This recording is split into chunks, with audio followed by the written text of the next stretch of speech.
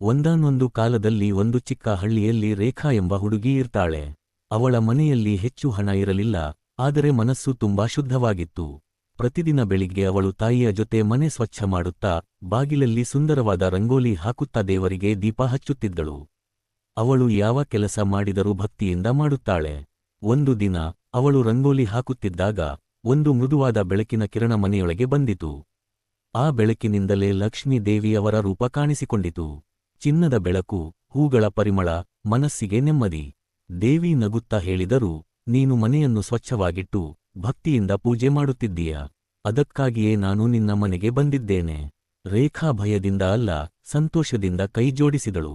ದೇವಿ ಆಶೀರ್ವಾದ ಮಾಡಿ, ಯಾವ ಮನೆಯಲ್ಲಿ ಶುದ್ಧತೆ, ಭಕ್ತಿ ಮತ್ತು ಒಳ್ಳೆಯ ಮನಸ್ಸು ಇರುತ್ತೋ ಅಲ್ಲಿ ಲಕ್ಷ್ಮೀ ದೇವಿ ತಾನಾಗಿಯೇ ಬರುತ್ತಾಳೆ ಎಂದರು. ಆ ದಿನದಿಂದ ಆ ಮನೆಯಲ್ಲೆಲ್ಲವೂ ಚೆನ್ನಾಗಿ ನಡೆಯಲು ಶುರು ಆಯಿತು. ಸಂತೋಷ, ಸಮಾಧಾನ ಮತ್ತು ಸಮೃದ್ಧಿ ತುಂಬಿತು.